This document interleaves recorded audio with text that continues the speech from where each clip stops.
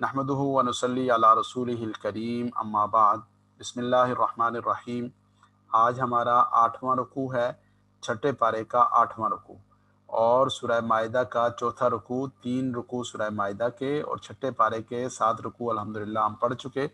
اعوذ باللہ من الشیطان الرجیم، بسم اللہ الرحمن الرحیم۔ وَإِذْ قَالَ، اور جب کہا موسیٰ علیہ السلام نے، لقومہ، اپنی قوم سے کہا۔ حضرت موسیٰ علیہ السلام نے اپنی قوم سے کہا، یا قومی، اے میری قوم، اذکروا نعمت اللہ علیکم، یاد کرو۔ اذکروا آپ کے سامنے عرض کیا تھا کہ جیسے ذال کاف را، یہ اس کا مادہ ہے، یہ اس کے روٹ ورڈز ہیں، ان میں سے جو درمیان والا ہے اس پر پیش ہے تو اس پر بھی پیش آئے گی۔ اذکروا، اگر اس درمیان والے پر زبر یا زیر ہوگی تو اس کے نیچے زیر آئے گی۔ تو اذکروا، تم سب یاد کرو، نعمت اللہ، اللہ کی نعمت کو، علیکم، جو تم پر ہے۔ اذ جعل فیکم انبیاء، اس جب جعل بنایا اس نے، فیکم تم میں، انبیاء بنائے، یعنی بنی اسرائیل میں اللہ کریم نے کتنے انبیاء کرام بھیجے، تو اس چیز کو اللہ رب العزت نے احسان کے طور پر ذکر فرمایا حضرت موسیٰ علیہ السلام کی زبانی، اور حضرت موسیٰ علیہ السلام نے اپنی قوم سے کہا کہ اس بات کو تم یاد کرو۔ وَجَعَلَكُم مُلُوكًا، اور اللہ رب العزت نے تمہیں بادشاہ بنایا، یعنی بادشاہت عطا فرمائی۔ جو سرکش، باطل، ظالم بادشاہ تھے، ان کے تسلط سے، ان کی غلامی سے، ان کے جبر سے، ان کے ظلم سے اللہ کریم نے آزادی نصیب فرمائی۔ وَآتَاكُمْ، اور تمہیں عطا فرمایا، ما وہ کچھ، لم یؤتی احدا من العالمین، لم یؤتی جو نہیں عطا کیا، احدن کسی کو بھی، من العالمین جہان میں سے، یعنی جہانوں میں سے کسی کو وہ نہیں عطا کیا جو تمہیں عطا کیا۔ یا قومی، اے میری قوم، ادخلوا الارض المقدسہ،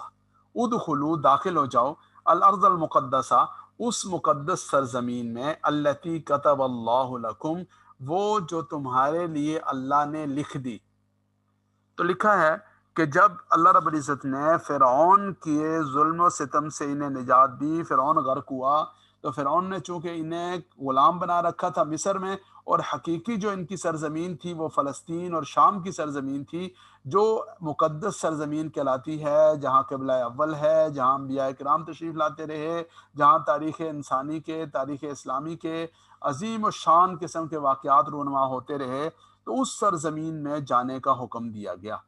اور کیا کہا، وَلَا تَرْتَدُّوا عَلَىٰ أَدْبَارِكُمْ، اور پلٹ نہ آنا، لوٹ نہ آنا، عَلَىٰ أَدْبَارِكُمْ اپنی پیٹھ کے بل، یعنی پیٹھ پھیر کر بھاگ نہ جانا، فَتَنْقَلِبُوا خَاسِرِينَ، تم خسارہ پانے والے ہو جاؤ گے، تم نقصان میں جا پڑو گے۔ یعنی اگر تم بھاگ کھڑے ہوئے، پیٹھ دکھا دی، پیٹھ پھیر لی، فَتَنْقَلِبُوا خَاسِرِينَ، تم خسارہ پانے والے ہو جاؤ گے۔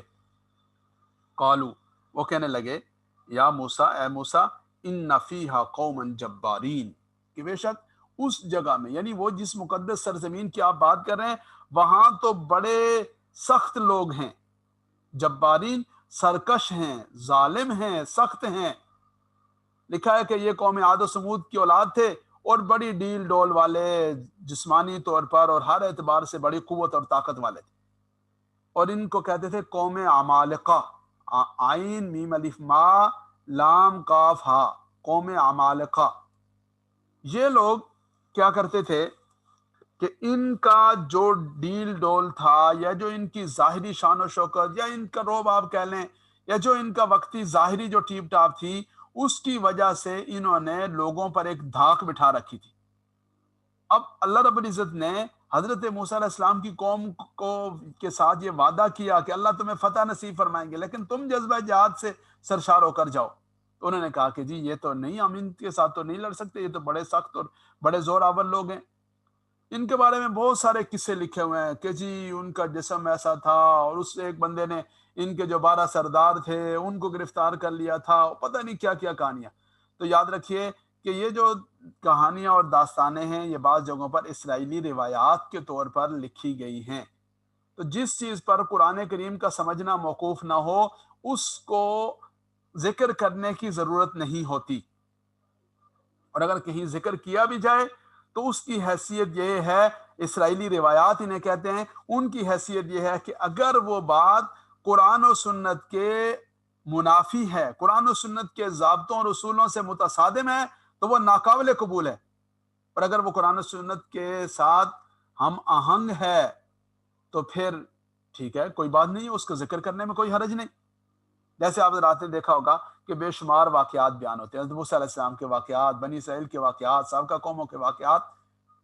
ان میں سے بہت ساری اسرائیلی روایات ہوتی ہیں۔ تو اسرائیلی روایات کے بارے میں اصول یہ ہے کہ ایسی بات جو قرآن و سنت کے منافی ہو، فرض کریں کہ عصمت انبیاء کا عقیدہ ہے اور ایک ایسی کہانی آپ کو کوئی سناتا ہے کہ جس میں علیہ باللہ کسی نبی کی شان میں اور کسی نبی کی طرف کسی غلطی کی نسبت کی جا رہی ہو، تو وہ والی جو بات ہوگی وہ ناقابل قبول ہوگی، اور اس کو نہ نقل کرنا چاہیے، نہ اس کو پڑھنا چاہیے، نہ اس پر یقین رکھنا چاہیے، نہ کوئی وہ ٹھوس بات ہے، نہ کوئی اس کی کوئی حیثیت اور اعتبار ہے۔ اور اگر کوئی ایسی بات ہے، فرض کریں کہ کوئی ایسا قصہ کسی نے سنا دیا کہ جس میں استغفار کی فضیلت ہے، تو ٹھیک ہے، استغفار کی فضیلت قرآن کریم میں موجود ہے، حدیث مبارکہ میں موجود ہے۔ تو اگر بنی اسرائیل کے کسی شخص کے استغفار کرنے کی وجہ سے وہ اللہ کی رحمت کا مستحق ہوا، تو یہ والی بات جو ہے یہ قرآن و سنت کے منافی نہیں ہے، لہٰذا اس کو نقل کرنے میں کوئی حرج نہیں ہے۔ تو میں یہ عرض کر رہا تھا کہ ان کے بارے میں، قوم عمالقہ کے بارے میں طرح طرح کی کہانیاں اور قصے اور افسانے موجود ہیں۔ تو انہوں نے کہا کہ جی یہ تو بڑے سخت لوگ ہیں، یہ تو سپر پاور ہیں، ان کے پاس، جیسے ہمارے آج کل لوگ کہتے ہیں کہ جی ٹیکنالوجی ہے اور فلاں ہے اور یہ ہے اور وہ ہے۔ صاحب نے کہا نا جب یہ امریکہ آیا افغانستان میں، تو جی دیکھیں جی یہ طالبان نے امریکہ کے ساتھ ٹکر لے لی ہے، یہ کیسے ہو سکتا ہے، امریکہ کے ساتھ کون لڑ سکتا ہے؟ تو اللہ کریم نے دکھا دیا منظر، دو سپر پاورز کو شکست وہاں پر ہوئی، سوویت یونین کو ہوئی، اور اب امریکہ کو وہاں سے جو ہے وہ شکست کے ساتھ واپس جانے پر وہ مجبور ہوا۔ تو یہ جو باتیں ہیں جو آج کے دور کے کمزور ایمان والے کہتے ہیں، وہ لوگ بھی یہ والی باتیں کرتے تھے، جبارین، بڑے سخت لوگ۔ اور کیا کہا؟ وَإِنَّا لَن نَدْخُلَهَا، اور بے شک ہم لن ندخلها، ہرگز داخل نہیں ہوں گے، لن ندخلها، اس سرزمین میں ہرگز داخل نہیں ہوں گے، حتی یخرجوا منها، یہاں تک کہ وہ نکل جائیں وہاں سے۔ اللہ اکبر، وہ نکل جائیں تو پھر تمہارے داخل ہونے کا کیا فائدہ؟ تم وہاں جاؤ، جہاد کرو، ان کو نکالو۔ فَإِن يَخْرُجُوا مِنْهَا، اگر وہ وہاں سے نکل گئے، فَإِنَّا دَاخِلُونَ، پھر ہم داخل ہو جائیں گے۔ ہمارے ایک ساتھی ہیں، وہ گاڑی نہیں چلا سکتے تھے، نئی نئی گاڑی انہوں نے سیکھی، تو وہ اپنے ایک دوست کے گھر گئے، تو ان کے والد صاحب نے پوچھا کہ ہاں بھائی آپ گاڑی چلا سکتے ہیں؟ تو انہوں نے کہا جی میں گاڑی چلا سکتا ہوں، لیکن اگر سڑک پہ گاڑیاں نہ ہوں تو پھر چلا سکتا ہوں۔ تو وہ ان کے والد صاحب بہت ہنسے، کہنے لگے کہ پھر تو جس دن آپ گاڑی لے کر نکلیں تو اعلان کروانا چاہیے کہ آج فلاں صاحب گاڑی لے کر نکل رہے ہیں، لہٰذا اور کوئی بندہ آج گاڑی نہ نکالے باہر۔ تھوڑے عرصے بعد وہ جن بزرگوں نے یہ والی بات کی، ان کے بیٹے کے بارے میں انہوں نے، یہ جو ہمارے دوست ہیں، انہوں نے ان کے والد صاحب نے پوچھا کہ جی فلاں کے جو بیٹے ہیں وہ جمعہ پڑھا لیتے ہیں؟ تو انہوں نے کہا جی وہ جمعہ پڑھاتے ہوئے ذرا جھجک محسوس کرتے ہیں۔ تو انہوں نے کہا کہ ان کے والد صاحب سے کہیں کہ جیسے آپ نے یہ کہا تھا کہ فلاں کے لیے گاڑیاں سڑکوں سے ہٹائیں، ایسے لوگوں میں یہ اعلان کریں کہ لوگ جمعہ پڑھنے نہ آئیں، مجمع نہیں ہوگا تو مجمع کے بغیر وہ جمعہ پڑھا لیں گے۔ تو جیسے مجمع کے بغیر جمعہ پڑھانا یا خالی سڑک پر گاڑی چلانا، بنی اسرائیل نے وہ والی بات کی، کیا کہا کہ اِنَّا لَن نَدْخُلَهَا حَتَّى يَخْرُجُوا مِنْهَا، ہم ہرگز اس بستی میں داخل نہیں ہوں گے، حَتَّى يَخْرُجُوا مِنْهَا، جب تک کہ یہ لوگ یہاں سے نہیں نکل جاتے۔ فَإِن يَخْرُجُوا مِنْهَا، اگر وہ نکل جائیں گے، فَإِنَّا دَاخِلُونَ، تو پھر ہم داخل ہونے والے ہیں، پھر ہم داخل ہو جائیں گے۔ قَالَ رَجُلَانِ مِنَ الَّذِينَ يَخَافُونَ أَنْعَمَ اللَّهُ، دو آدمیوں نے کہا، رجلان، دو آدمی، یہ حضرت موسیٰ علیہ السلام کے متعلقین تھے، اور ان حضرات کے مختلف نام لکھے ہیں، بعض رات میں لکھا ہے کہ حضرت یوشع علیہ السلام تھے، اور دوسروں کے بھی مختلف نام مختلف مفسرین اکرام نے لکھا ہے۔ تو انہوں نے کیا کہا، یہ کن لوگوں میں سے تھے؟ من الذین یخافون انعام اللہ، یہ ان لوگوں میں سے تھے کہ جو اللہ رب العزت سے ڈرنے والے تھے، اور انعم اللہ علیہما،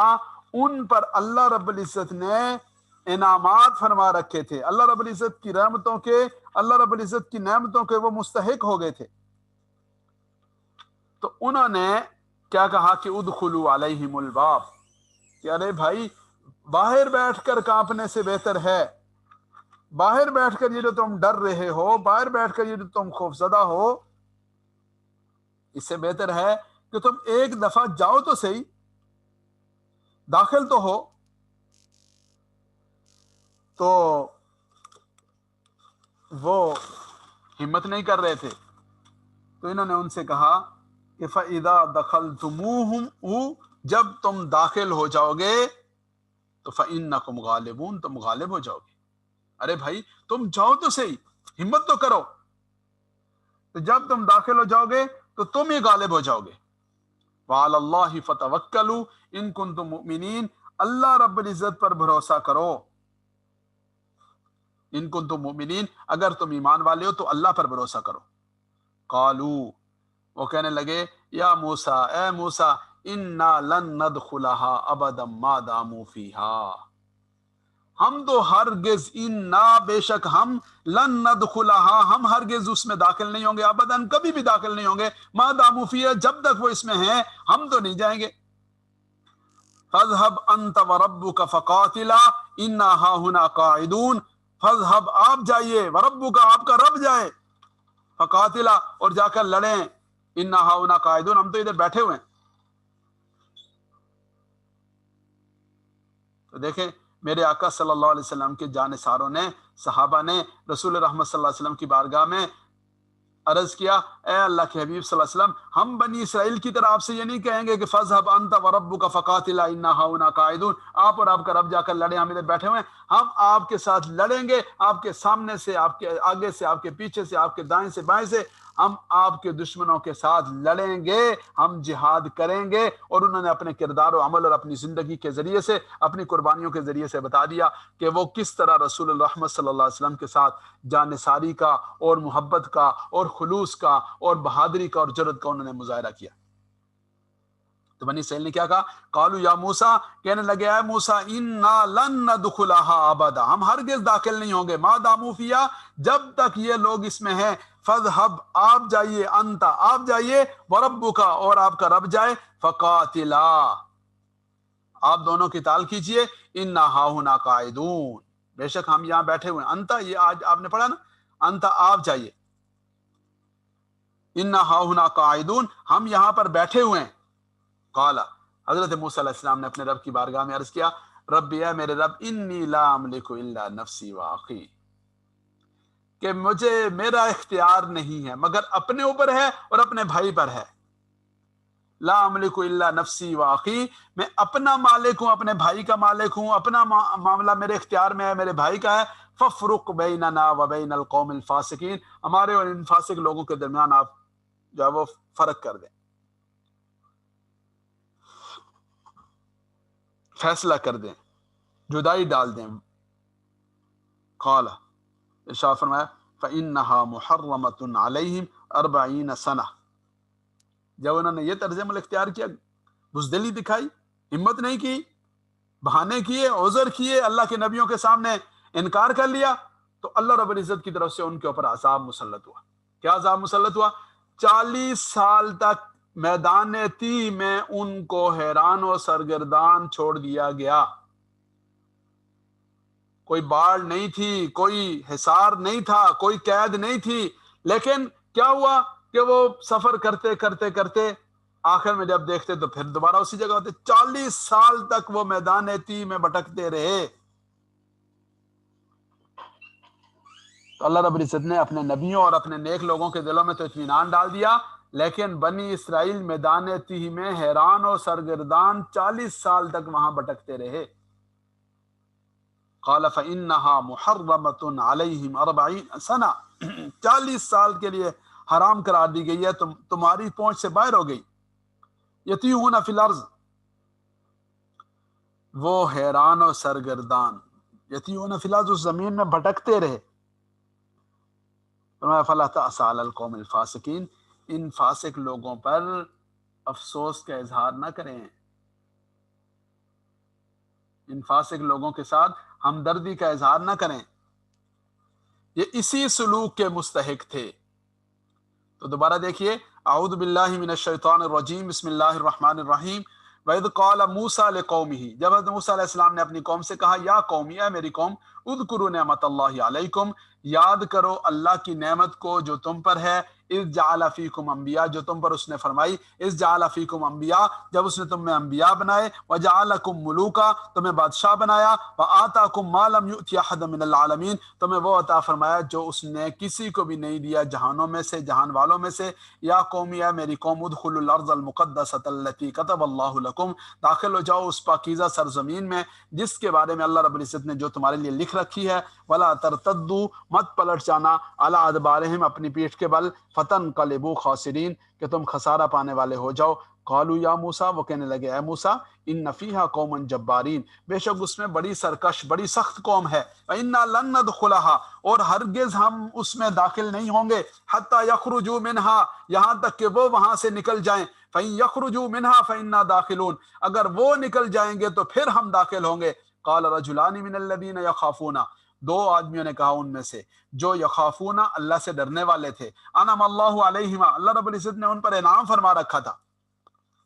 تو یہ دو آدمی یا تو حضرت موسیٰ اور حضرت ہارون ہی تھے، یا حضرت یوشع اور ان کے ساتھیت، یا کوئی بھی نیک لوگ تھے۔ تو بظاہر یہ معلوم ہوتا ہے کہ حضرت موسیٰ اور حضرت ہارون کے علاوہ کوئی اور دو نیک لوگ تھے۔